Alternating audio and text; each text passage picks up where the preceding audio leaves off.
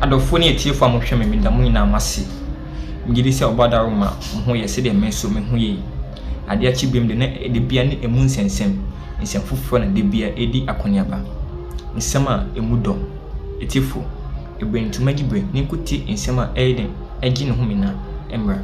To be interviewed here on the very low point of Dominic Aini's conversation yesterday was taking out time to launch a major attack on his predecessor. I was surprised. And it hurts me for something I'm going to say, which is not known to many Ghanaians. Back in the day, you know that Godfrey Dame, I used to go to his office all the time. And I've known him for that long. So when he was doing one of the cases, I won't say which one. And then he was looking at his document. So, I mean, I was just eavesdropping on his conversation with his bosses and his staff and looking at it. I said, but what are you trying to do? He says, I'm going to do this and this and this. And I said, but why won't you deal with this guy? Because the document you are showing me shows. He said, no. I've learned something very important. The guy is my predecessor, and I'm occupying the position that he occupied. I have to give it respect. So I have called him, and he has supplied the information. So I'll leave it there. I don't want to do that. I said, oh, really? He said, no. My predecessor, I have to give him a lot of respect because he's my predecessor. And I said, okay. I said, why do you learn this? Oh, many people, Akufo-Addo talks about it. Many people talk, when you come into office, your predecessor. This is Godfrey Dame who told me this. He was doing something about the predecessor. The predecessor in question was Dominic Aini. He was Godfrey Dame's predecessor as Deputy Attorney General. And a matter had arisen. And Godfrey Dame told me that he doesn't want to do anything about his. So he has called him. He said it, that he has called him and discussed with him. And he has submitted the documents. And that's the end of the matter. Because as far as he's concerned, he was his predecessor. So when I heard the words of Dominic Aini about Godfrey Dame, I was like, wow. I mean, I know that in political showboating and in political sparring on Good Morning Ghana, Good Evening Ghana, on Obi's program, Ekosi saying, politicians do that. So I've heard Tamaklo mention Godfrey Dame, talk about him, and I think all of that is allowed. Godfrey Dame himself laughs about it. But when the learned Attorney General takes office and holds his maiden press conference and calls his predecessor the names that he did, to the point where the journalists ask him that you have called your predecessor all these names, are you going to take an action on it? And he says, I will keep that to myself. But in terms of publicizing the material, and that's the word I want to use, publicizing the material against Godfrey Dame, he had no hesitation in doing that. He did that without any hesitation. When he was asked that, given all what you have said, are you going to pursue? I mean, for the journalist to ask the Attorney General that, for the journalist to suspect that the Attorney General may be willing to press charges against his predecessor, that should suggest to you viewers, if you didn't hear the press conference, the kinds of words he used against Godfrey Dame. That's why the journalist said, are you going to press some charges against him because of the words he used? And he said, I'll keep that to myself. Anyway, good evening, sir, once again. Let's get to his press conference now, where he started by explaining, he gave, I think, 3 reasons why he has decided to discontinue some of the cases. One of the early reasons he gave was that some of the cases involved, his law firm has something to do with it. Let's hear the Attorney General. These cases were the Republic versus Kesial Atoforsen and another, and the Republic versus Ofosu Ampofo and another. This is because I was deeply involved as counsel in these 2 cases. In the case of Republic versus Atoforsen, I was not counsel on record, but my junior partner, Godwin Kujo Tamaklo, also known as Eduji, was a counsel on record. As a team, we discussed our strategy in chambers, and I was involved in reviewing legal arguments and in some instances, authoring some of the arguments that we filed in court. I believed then, and still believe now, that the Honorable Atoforsen was a victim of a political witch hunt and that he had no case to answer in that trial. These cases were the Republic versus Kesial Atoforsen and another, and the Republic versus Ofosu Ampofo and another. This is because I was deeply involved as counsel in these 2 cases. In the case of Republic versus Atoforsen, that the Honorable Atuforsen was a victim of a political witch hunt. He taught me law at the Faculty of Law.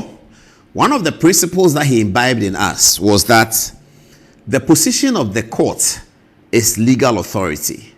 Anything else is not legal authority. The opinion of counsel is urged on the court. And when the court agrees with counsel, the position becomes the position of the court. When we consider legal authorities, we are not considering the opinion of counsel. We are considering the decision of the court. The ratio decidendi. Some say ratio decidendi.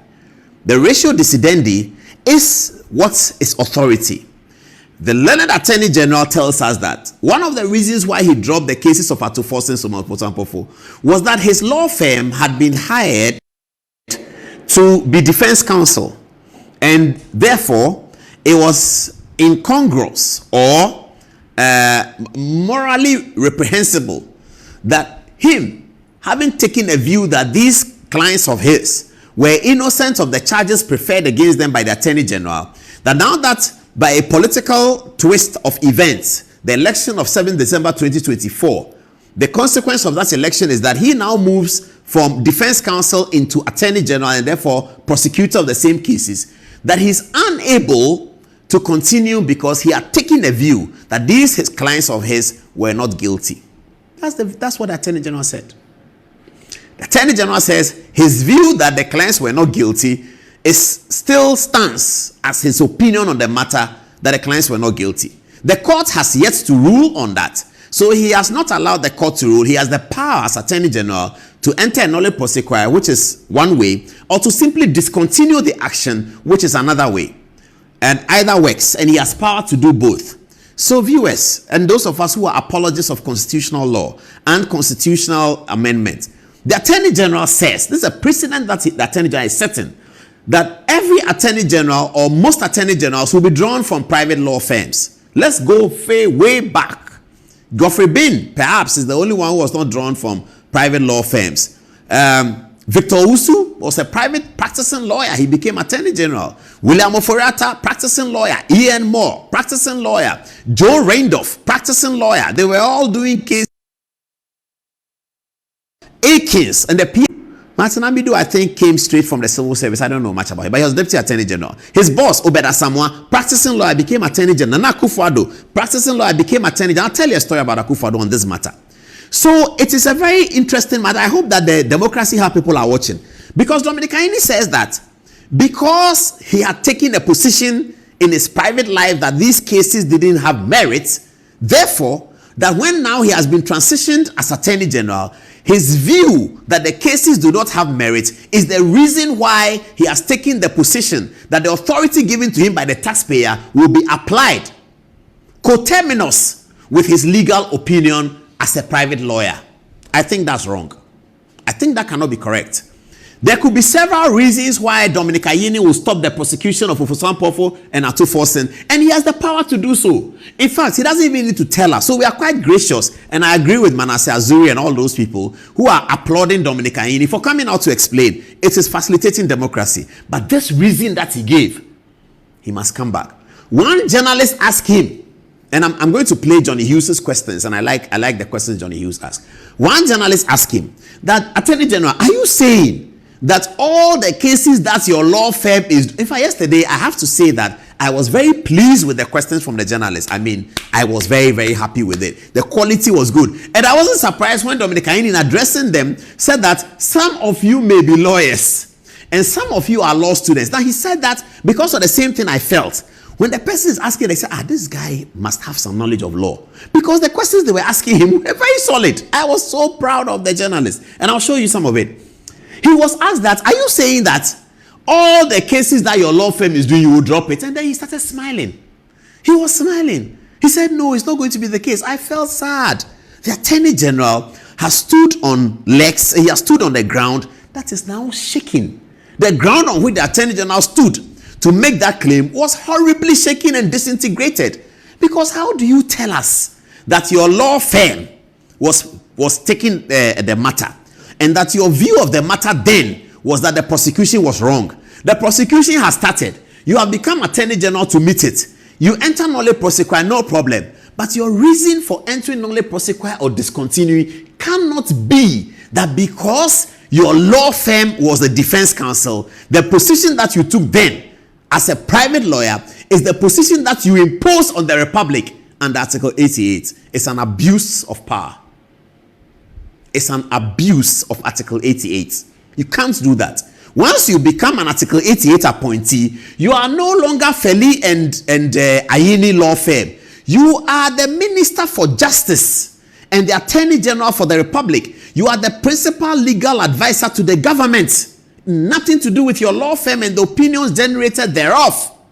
The opinions generated in your law firm are inconsequential to your work as an Attorney General. You can come and say that since I became Attorney General, yes, I was prosecuting them. I have taken the position that these prosecutions are unnecessary and I close it. But this reason he gave that in my law firm I was no, we don't need to know all that. We don't need to know all that. Let's go to the second reason he gave.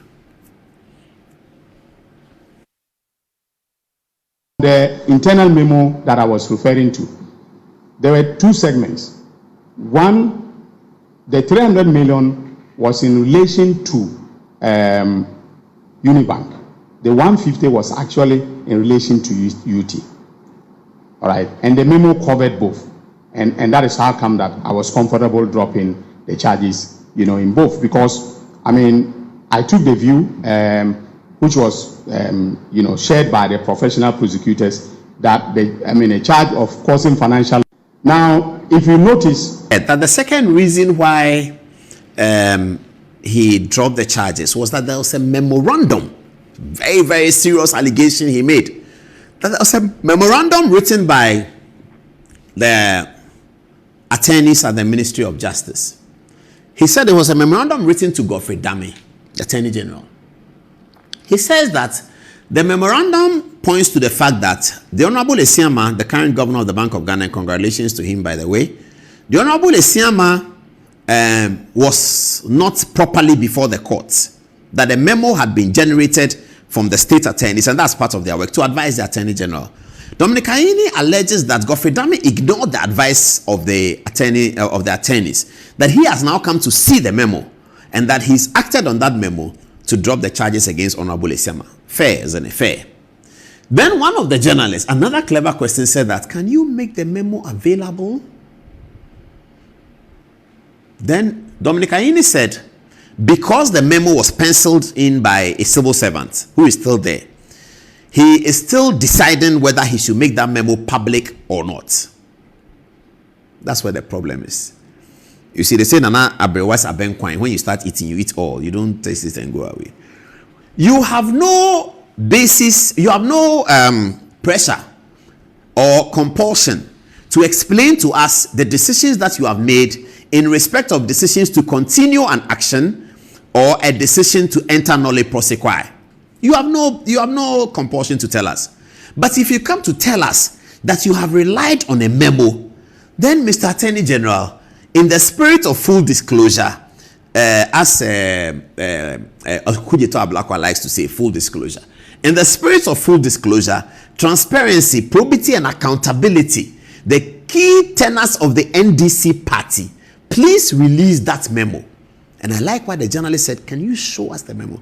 Mr. Attorney General, you can block the name of the person who signed the memo. You can always do, they do that these days. It's very simple. Block the person who signed the memo and show us the memo written on this date. So and so and so. Dear Attorney General, written by Paul Adomochi, Chief State Attorney. Mr. Attorney General, I do not think that the prosecution of Honorable Esiama, we beg you, Attorney General, in the interest of our democracy, we beg you. Even if you can't show it publicly, call some journalists you trust that we also trust, that come and see it. And then they can come and say, I have seen it. Because we trust them, we will believe it.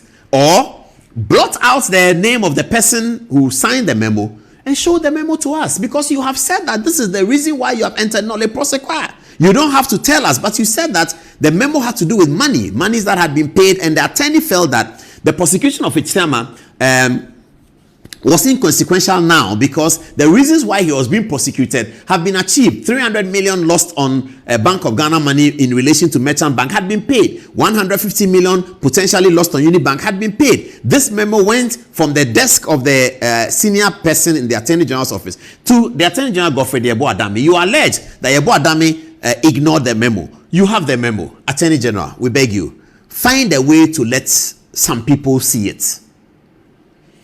I'll leave it there. Let's go to the next for some of the cases. In the case of Tsatsu Kwesi, as I noted, I did not take these decisions without consulting the defense lawyers in all the cases. I consulted the defense lawyers. All right.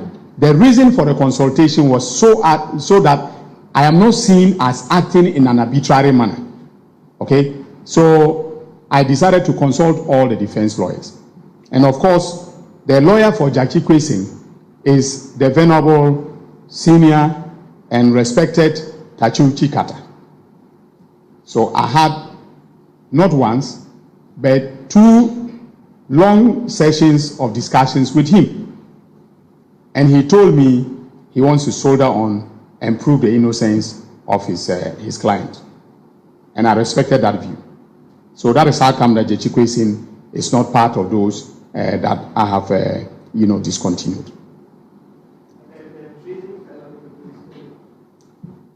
Good evening, sir. Once again, the Attorney General's reason has to be ventilated.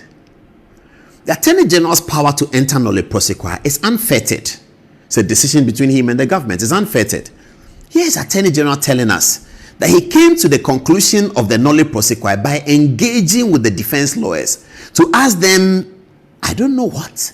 But because Attorney General takes a decision that I'm entering nolle prosequi, he ought not discuss with anyone. If he discusses with someone, he doesn't have to tell us. But once he tells us and the reasons sound awkward, we are bound to run commentaries on this like I'm doing now. Tsatsu Chikata is not the Attorney General. Tsatsu Chikata is a respected lawyer and defense counsel for Tsatsu Kwesi. The letter the Attorney General is telling us that in coming to the conclusion to discontinue, he had to engage with defense lawyers. That is so dangerous and smacks of a lot of suspicion. Was there a trade-off? What is the Attorney General having a conversation with defense lawyers? If I'm defense lawyer and you say, come, I want to enter nolle prosequi for your client. Hooray! Go ahead, Attorney General, do it for me. Attorney General says he spoke to the defense lawyers for what? For what? So now, the unfettered power of the Attorney General appears clearly limited by the opinions of Senior Chikata. Because he said he went to Mr. Chikata, and Chikata said, no, don't enter any nolle prosequi, I will pursue it. Chikata is not appointed by President Mahama as the Attorney General. Article 88 is clear. There shall be an Attorney General who shall be the principal legal advisor to the government. All prosecutions will come through him, and a suit against the government shall be instituted against the office of the Attorney General. All Attorney General's actions of legal all criminal prosecutions shall be instituted in the name of the Attorney General. All actions against government shall be instituted against the Attorney General. So the Attorney General is an important office holder appointed by the President, and Ghanaians all expect that the Attorney General will not be working under the instructions of other people who are not Attorney General except the President of the Republic. But the Attorney General is telling us that he did not enter nolle prosequi for Mr. Tsatsu Kwesi, who is also being prosecuted one way or the other for something, because Tsatsu Kwesi's lawyer, Mr. Chikata, is sure that he wants to soldier on. That's what he told the press. I don't know whether the press were worried about that, but viewers, we got to be very worried. The Attorney General says that I was going to enter nolle prosequi, but Tsatsu Chikata says I shouldn't. He says he will go on with the case, so I left it.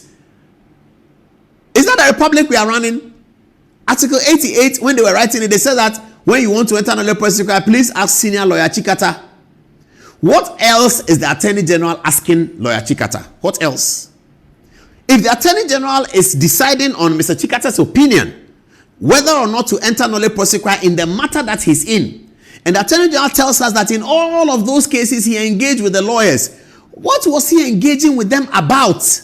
We want our Attorney General to come and enter nolle prosequi and say that, pursuant to the power granted me under Article 88 of the Constitution and in consultation with Excellency the President, I have decided this day to enter nolle prosequi in the following cases: the Republic versus Jachi Kwesin, the Republic versus that, the Republic versus that. I am now willing to take questions on some of the reasons that I'm able to disclose to you. And so let's take the questions now. Then they come and say, why do you today? You can do some legal analysis and all that. But if you come and tell us that, oh, in the case of Jachi Kwesin, you know, I spoke to Mr. Chikata and he told me that he wants to soldier on. That's how the Attorney General works. And please listen to the Attorney General again on this one. Maybe I'm wrong. Listen to the Attorney General again on this one. In the case of Jachi Kwesin, as I noted, I did not take these decisions without consulting the defense lawyers in all the cases. I consulted the defense lawyers. All right. The reason for the consultation was so that I am not seen as acting in an arbitrary manner. Okay. So I decided to consult all the defense lawyers, and of course, the lawyer for Jachi Kwesin is the venerable, senior, and respected Tsatsu Chikata. So I had not once, but 2 long sessions of discussions with him. And he told me he wants to soldier on and prove the innocence of his client. And I respected that view. So that is how come that Jachi Kwesin is not part of those that I have, discontinued.